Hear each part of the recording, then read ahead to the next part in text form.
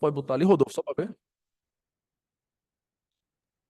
Boa tarde, eu ainda estou presente na sala, professor. Ah, Thaís, pronto. Pois, Thaís, se você quiser apresentar logo, como o Rodolfo está aqui na coordenação da mesa também, eu convido você então para apresentar logo a Thaís Alves de Araújo, do Centro Universitário Fiel. Depois eu queria que você dissesse de onde é, Thaís, o seu centro universitário. E ela vai falar sobre o estado de coisas inconstitucional e a violação dos direitos fundamentais no sistema prisional brasileiro. Thaís, você tem 10 minutos, pode ficar à vontade, queremos ouvi-la a respeito do seu trabalho. Boa tarde, eu me chamo Thaís, eu sou mestranda do Programa de Direitos Humanos do Centro Universitário Fiel, em São Paulo. Eu gostaria de cumprimentar os professores moderadores e parabenizá-los pela condução do evento, assim como os demais atores da sala. É um aprendizado ouvi-los. A temática posta no artigo trata-se da questão de descumprimento de preceito fundamental, número 347, em que o Supremo Tribunal Federal reconheceu o estado de constitucional no sistema prisional brasileiro diante da violação massiva de direitos fundamentais. Os direitos fundamentais são uma prática central na doutrina jurídica desde a discussão sobre a sua terminologia até a sua aplicação prática. Em suas diversas dimensões, os direitos fundamentais formam uma categoria jurídica estabelecida na Constituição destinada à proteção integral da dignidade da pessoa humana. O texto constitucional incorporou a expressão dignidade da pessoa humana no processo de redemocratização do Brasil, fazendo figurar topograficamente um ponto estratégico do texto constitucional, no artigo 1º, inciso 3º da Constituição. Por conseguinte, o texto constitucional emprega a expressão direitos e garantias fundamentais justamente para abarcar tanto os direitos em si, como meios jurisdicionais de proteção desses direitos. Essa formulação ampla e abrangente reflete a importância não apenas de reconhecer os direitos, mas igualmente de garantir meios de proteção e efetivação. Dessa forma, os direitos fundamentais não podem ser considerados apenas um aspecto negativo, como possibilidade de não interferência do Estado, mas também como um plano de proteção. Essa concepção, esse cenário, verifica-se na América Latina e foi refletido em 1997 com a criação e o desenvolvimento do Instituto denominado de Estado de Coisas Inconstitucional pela Corte Constitucional da Colômbia. O estado de coisas inconstitucional foi erigido como uma resposta da Corte Constitucional colombiana à violação de direitos fundamentais resultantes de omissão do Estado em cumprir com as suas responsabilidades. O estado de coisas inconstitucional define-se como uma técnica decisória, meio da qual cortes de juízes constitucionais, quando rigorosamente identificam um quadro de violação massiva e sistemática de direitos fundamentais, decorrentes de falhas estruturais do Estado, declara absoluta contradição entre os comandos normativos constitucionais e a realidade social e em ordens estruturais dirigidas a instar um amplo conjunto de órgãos e autoridades a formularem e implementarem políticas públicas voltadas à superação dessa realidade inconstitucional. A concepção do estado de coisas inconstitucional como instituto foi gradualmente alterada ao longo de sua aplicação pela Corte Constitucional colombiana. No entanto, essa abordagem não ficou restrita apenas à jurisdição da Corte colombiana. Ao ultrapassar as fronteiras do Supremo Tribunal Federal no âmbito da arguição de descumprimento de preceito fundamental número 347, movida pelo Partido Socialismo e Liberdade, o PSOL, reconheceu a inconstitucionalidade do sistema prisional brasileiro. A decisão destacou que existem duas razões para a intervenção do Supremo Tribunal Federal no assunto. Primeiramente, cabe ao tribunal garantir o cumprimento de direitos fundamentais estabelecidos na Constituição, especialmente quando se trata de um grupo vulnerável e altamente estigmatizado e sem uma representação política adequada. Além disso, a falta de controle do sistema prisional tem um impacto significativo no campo da segurança pública no cenário brasileiro. Por conseguinte, a decisão enfatizou que, no contexto brasileiro, o estado de coisas inconstitucional manifesta-se mediante a superlotação e inadequação de vagas, além da escassez de serviços e bens essenciais que compõem o mínimo existencial. A decisão enfatizou ainda que o aumento excessivo de ingressos de detentos no sistema, frequentemente incluindo réus primários e crimes de baixa periculosidade e a permanência de presos por período além do fixado na sentença ou em regimes mais severos que o devido, compõe essa violação aos direitos fundamentais. Assim, a decisão do Supremo Tribunal Federal, ao declarar o estado de coisas inconstitucional no sistema prisional brasileiro, fixou as seguintes medidas. que juízes e tribunais motivem a não aplicação de medidas cautelares alternativas à privação de liberdade quando determinada ou mantida a prisão provisória, que fixem, quando possível, medidas alternativas à pena de reclusão, por ela ser sistematicamente cumprida em condições mais severas, que os juízes e tribunais levem em conta o quadro de sistemática violação de direitos fundamentais no sistema penitenciário brasileiro no momento da concessão de cautelares penais, na aplicação da pena e durante a execução penal, que seja observado o prazo previsto no Código de Processo Penal de 24 horas para a realização da audiência de código contados no momento da prisão e que a União libere as verbas do FUNPEN. A decisão do Supremo Tribunal Federal não passou despercebida de críticas fundamentadas na interferência do Poder Judiciário nos demais poderes executivo e legislativo diante de uma atuação mais eminente na temática abordada. No entanto, a decisão da ADPF destacou que a principal missão de uma Corte Constitucional é proteger os direitos fundamentais, inclusive em demandas impopulares, a exemplo da arguição do Documento de Direito Fundamental 347, que trata de pessoas colocadas sob a custódia do Estado por possivelmente infringirem a lei penal e, portanto, impossibilitadas de buscarem por si mesmas o acesso a bens e serviços essenciais para a manutenção de sua dignidade. Por essa razão, é o Estado que tem a obrigação de fornecê-los de forma adequada. Desse modo, consignou-se na jurisprudência do Supremo Tribunal Federal que, diante da obstrução de canais políticos da defesa de direitos de um grupo altamente estigmatizado e vulnerável, é que se justifica uma atuação mais eminente, mais proativa por parte do Supremo Tribunal Federal.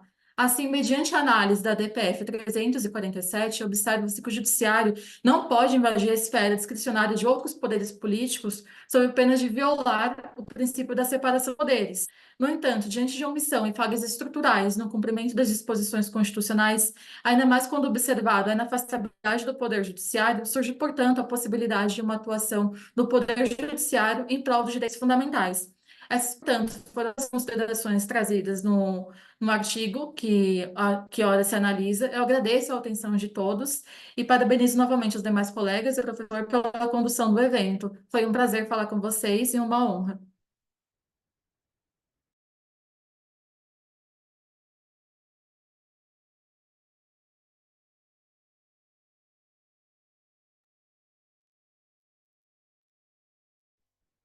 Obrigado, Thaís. O Felipe Garcia Dias está aí assistindo. Não está aparecendo aqui para a gente, mas às vezes a pessoa conecta com outro nome, né? Então a gente tem outro apresentador online, que é o Felipe Garcia Dias.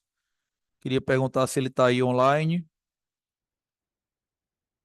Se não, então eu vou pedir aqui para o professor Rodolfo, que também é moderador do grupo, coordenador aqui do grupo, apresentar o artigo dele, chamado Uma Breve Discussão sobre a Aplicação da Inteligência Artificial na Investigação para Apuração de Crimes Econômicos.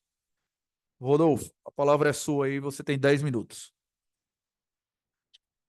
Uma boa tarde a todos e a todas. É um prazer estar aqui coordenando esse grupo de trabalho, juntamente com o professor Mário e com a professora Beatriz, que há pouco teve que sair. Primeiramente, gostaria de parabenizar aos colegas que fizeram a apresentação antes de mim e que trazem, né, um problema central que ficou em comum em quase todos os trabalhos deste grupo, que é a questão do uso da inteligência artificial em diversos aspectos, né? Seja para a questão de celeridade, seja para a questão de julgamento, seja para a questão de garantia, sobre o aspecto de garantia dos princípios constitucionais.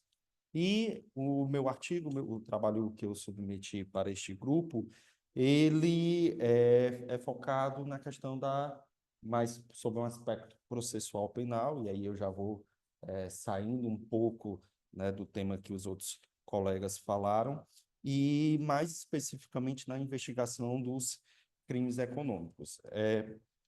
Como eu bem destaquei no meu artigo, no meu trabalho, este artigo ele não tem o objetivo de esgotar o tema, até por conta da sua complexidade, né? Isso aqui é uma síntese do meu projeto para uma futura submissão de um doutorado.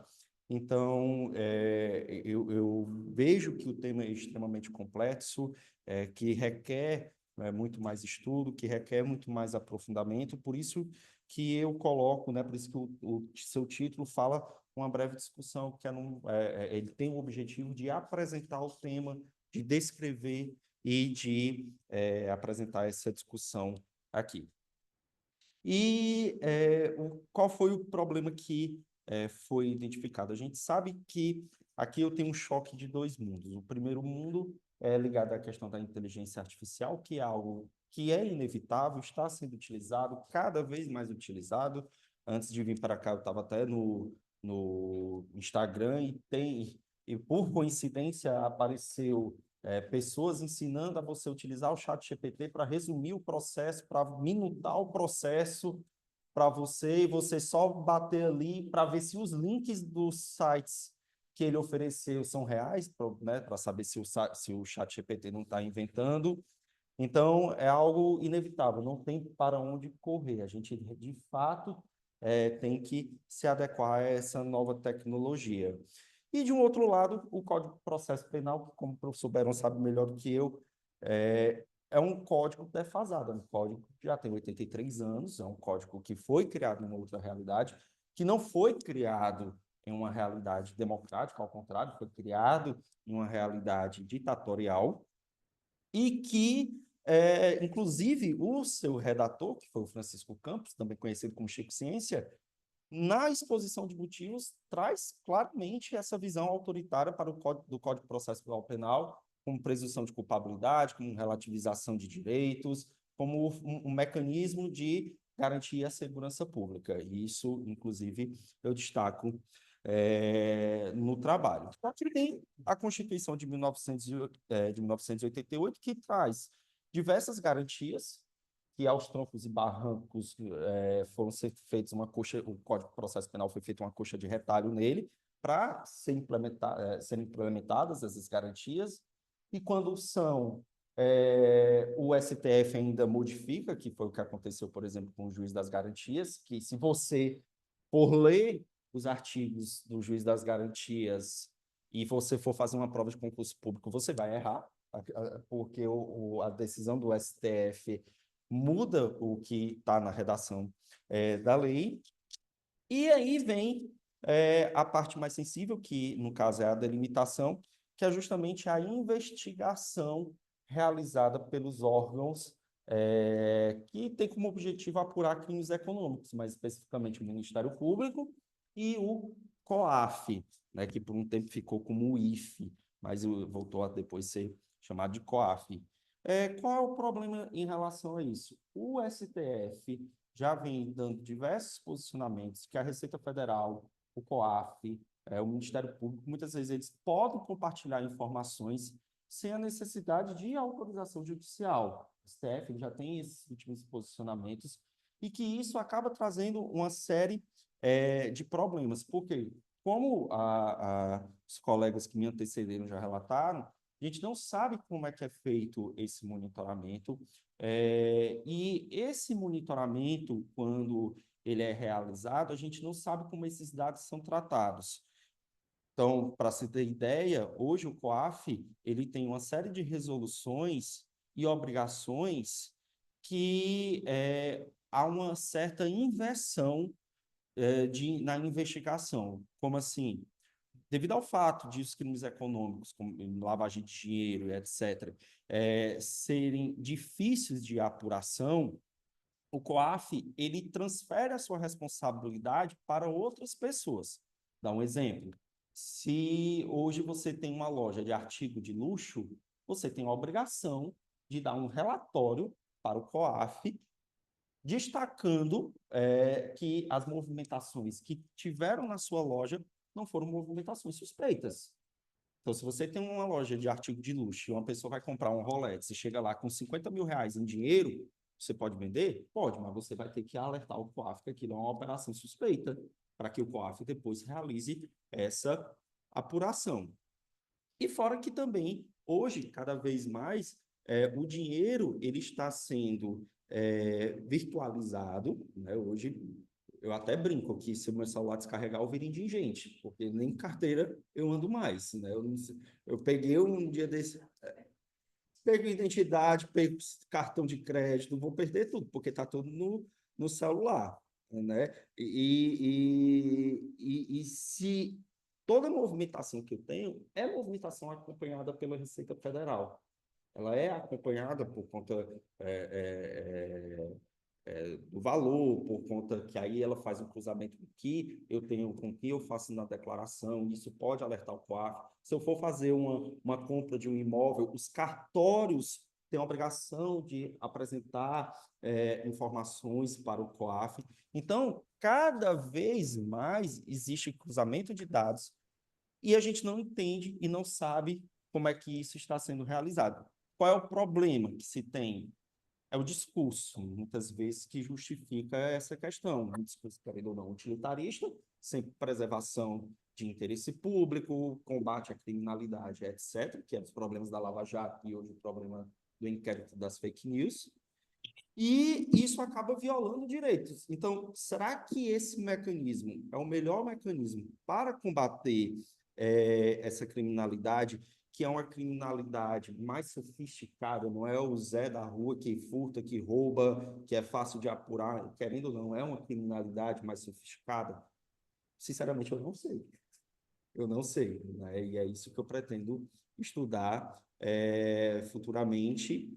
E entra também muito a questão de ter a regulação, né? A Lei Geral de Proteção de Dados existe uma parte lá que fala da questão de investigação criminal, de como tem que ser tratados os dados, só que a própria lei diz que tem que ser regulamentado depois e nunca teve esse tipo de regulamentação, o que é um problema, porque chega um momento que o STF acaba tendo que regulamentar e gera um problema maior ainda.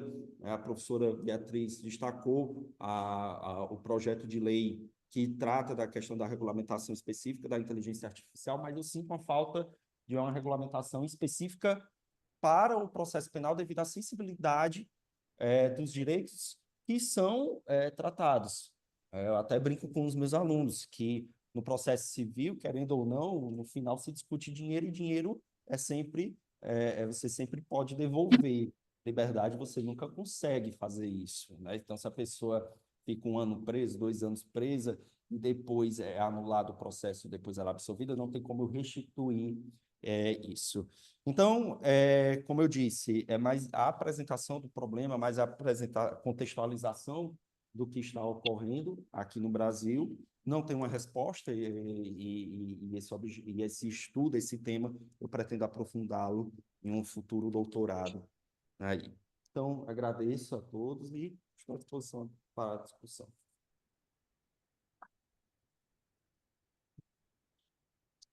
Bom, então vou abrir a palavra para saber se alguém quer fazer alguma consideração, fazer alguma pergunta para os apresentadores aí, no caso foram o Rodolfo e Thaís. Mais uma vez vou perguntar se o Felipe apareceu por aí. Felipe, você está online? Felipe Sim, sim, Garcia Dias. Opa, Felipe. Seja sim, boa tarde. bem-vindo. Estamos aqui no Obrigado. segundo bloco de apresentações, Felipe. Então você tem 10 minutos, Felipe, para apresentar o seu artigo, tá certo? O artigo É, do Felipe ele é chamado Habeas Corpus nas punições disciplinares. A gente vai ouvir a apresentação do Felipe aí e depois a gente faz o último bloco de debate. Felipe, a palavra é sua. boa tarde a todos. Pedir desculpa aí pelo atraso, que eu estou aqui de serviço. Eu sou policial militar e aí tava. Mas bem, vamos ao que interessa, né?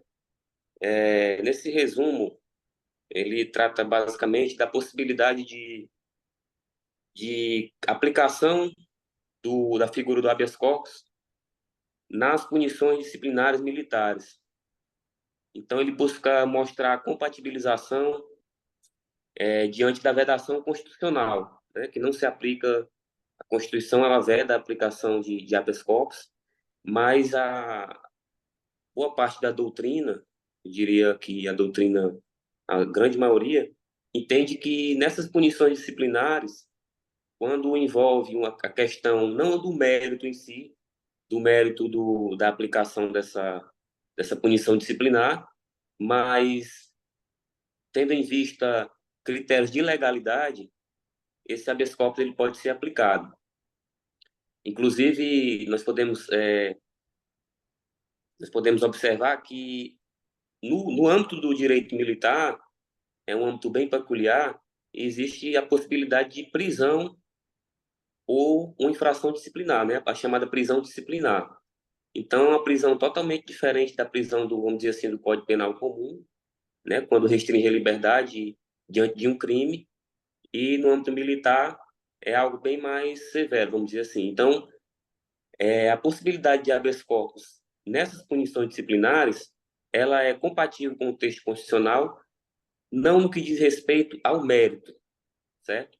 Mas sim no que diz respeito à legalidade desse ato administrativo que impõe essa prisão administrativa, por exemplo.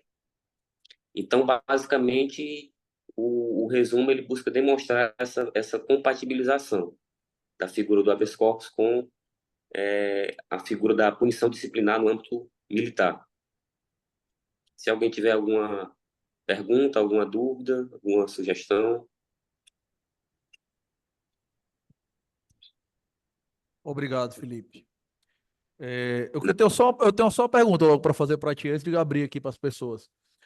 Tu abordou isso aí mais da perspectiva da polícia militar, ou quando tu fala militar envolvendo, por exemplo, inclusive exército, forças armadas? Só uma perspectiva, só uma dúvida que eu fiquei. Não, eu me refiro ao militar na forma geral, mas assim, como eu sou policial militar, eu quis mostrar mais um exemplo prático do meu dia a dia, né? Mas isso também abrange os militares das Forças Armadas.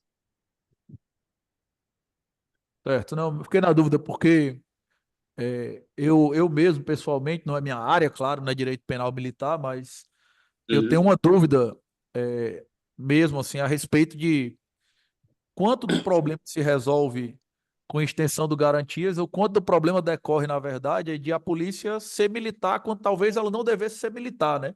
Ou o uhum, bombeiro ser militar quando ele não devesse ser militar, porque a lógica do militarismo ou de você ter, por exemplo, uma justiça militar, ela é muito pensada em favor pensada em termos de guerra, né? Tanto a ponto de isso. você admitir pena de morte, essas coisas. Porque, enfim, né, se você estiver ali na guerra e o cara fugir ou qualquer coisa, você tem uma situação extremamente grave. Então, a minha dúvida mistura um pouco, sabe? Com saber Uhum. exatamente se a gente deveria ter bombeiro, por exemplo, militar, esse tipo de coisa. Mas eu entendi aqui, por isso que eu perguntei se você tinha falado mais na polícia ou se era extensível a todas as Forças Armadas. Só É, aproveitando o pode comentar, gancho, pode perguntar. só aproveitando o gancho, professor, a sua observação é bastante pertinente, porque realmente não tinha pensado nisso, mas no âmbito da polícia militar, das forças auxiliares, polícia e bombeiro, realmente é algo a ter uma importância bem maior, tendo em vista que o militarismo é um regime que eu particularmente penso que ele é mais, eu diria que seria mais cabível nas Forças Armadas. A Polícia Militar, o Bombeiro Militar, eu acho que deveria sim ter um regime civil. A minha reflexão é nesse sentido mesmo, assim, de saber quanto do problema se resolve desmilitarizando, talvez, né? Mas era só uma reflexão. Alguém quer falar alguma coisa? Beron, você quer Uhum. fazer alguma observação? Vem pra cá. O professor Beron aqui tem uma vasta experiência e autoridade para falar sobre o sistema carcerário. Uhum. É, Felipe, parabéns pela sua apresentação do Obrigado. habeas corpus. É um tema importantíssimo, a questão da interpretação restritiva das restrições das garantias, né? Eu acho que é mais ou menos isso que eu quis dizer. A minha pergunta, na verdade, é um esclarecimento para a Thais, eu não sei se ela está aqui, que falou da DPF 347, para perguntar para a Thais se dentro da investigação que ela fez, ela chegou a abordar, investigar, ou se faz parte, né, diretamente, ou pelo menos tangencialmente da pesquisa, a, a adequação dessa forma processual, posso dizer que talvez um processo estrutural. Eu tenho um amigo queridíssimo, processualista, que diz que processo estrutural nem é processo, nem é estrutural, né? Ele radical. Ele disse que nem é processo, nem é estrutural. Mas, se essa forma processual de um processo estrutural, e aí a gente compreende a proposta de sentença parcial, com a abertura que foi feita pelo CPC de 2015, que pode ter uma sentença parcial, resolver outras questões a posteriori, mas se isso realmente, a DPF 346, 347 se enquadra no que hoje se fala de processo estrutural, se essa seria, na opinião daquilo que ela pesquisou, uma forma adequada para solucionar essa questão do sistema prisional e, principalmente, o locus aonde o processo estrutural tramita, que é no STF. Será que, por ser uma corte suprema, uma corte de vértice, é o local apropriado para fazer acompanhamento de políticas públicas que acontecem muito na base, com muita capilaridade, que são nas unidades prisionais?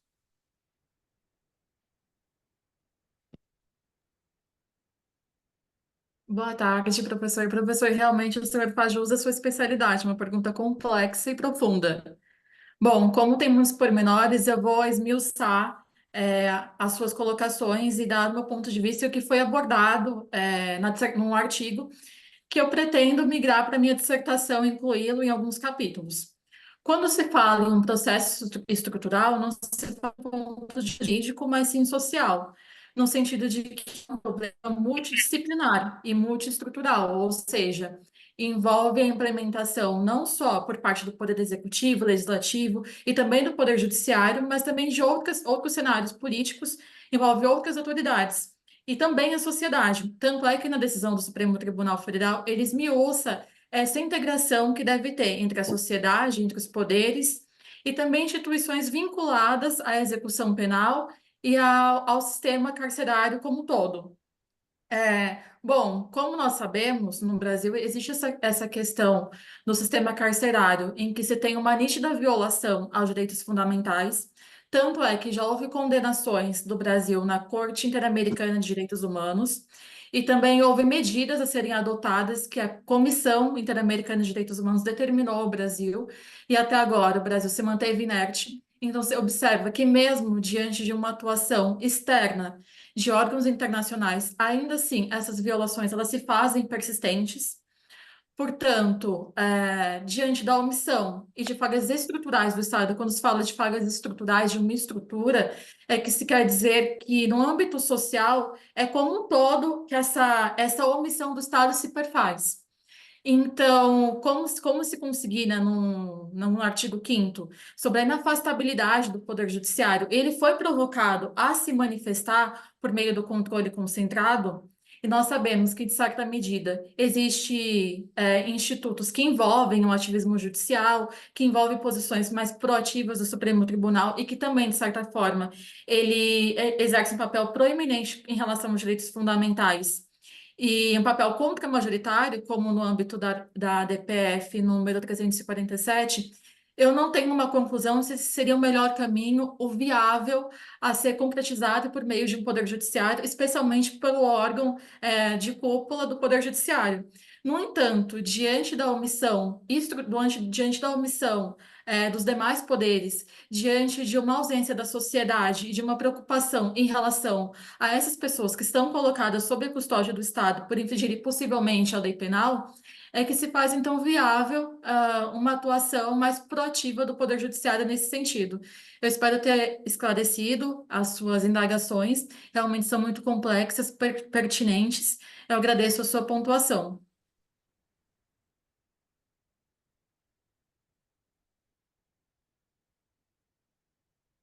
Mais alguém quer fazer alguma consideração, pessoal? Thaís, obrigado aí pelos esclarecimentos.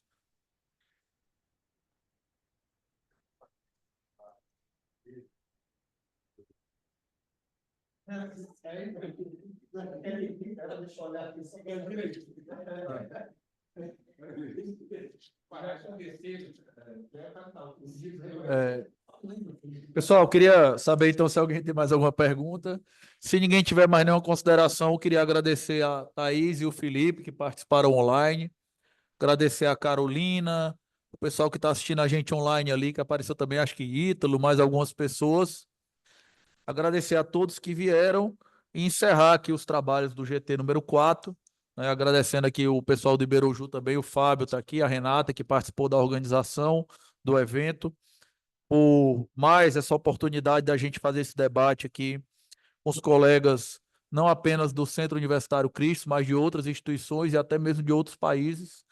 Fica encerrado, então, o nosso GT. A gente tem a cerimônia de abertura agora a partir das 6h30 da noite, né? Dentro da programação que todo mundo recebeu. E amanhã também temos mais grupos de trabalho.